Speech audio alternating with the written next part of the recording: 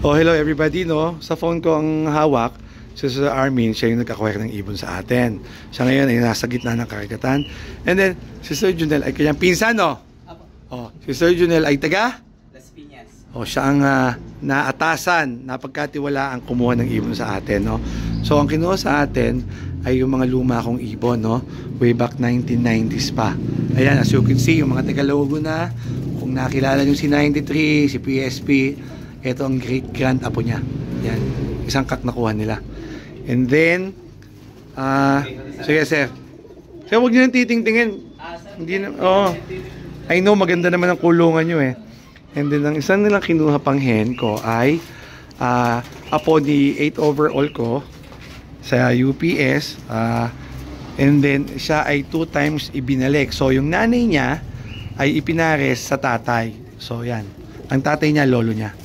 Yan ang isang nakakuha nila Sir Armin, Sir Junel. Ayan. So, ang sabi ko, bibili ako sa kanilang anak nila. Kasi hindi ko yung na-breed eh.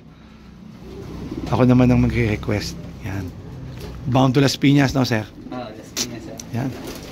Piñas. Maraming salamat kay Sir Armin. Kasi nga, napakadali niyang kausap. Naka-video call kami. Ituturo ko yung ibon. Magtatanong siya, sasagutin ko. As soon as nagkasundo kami, tumunog ang cellphone ko, paid. Kaya maraming salamat, Sir Armin, ha? O sir, content ba kayo dun sa nakuha? Ikaw, sir, ikaw. Si Sir Armin, content yan. Alam ko, binayaran niya eh. Bilang ikaw ang humipo sa ibon. Hindi dahil binibideo kita, ha? Ayos, sir. Yan, thank you naman. Solid. Yan, thank you. Good luck dyan, sir, ha? Sa nakuha niyong ibon. Hopefully, kung makakapagpasa kayo sa One Love, sali kayo, no? O yan, maraming salamat sa inyong dalawa.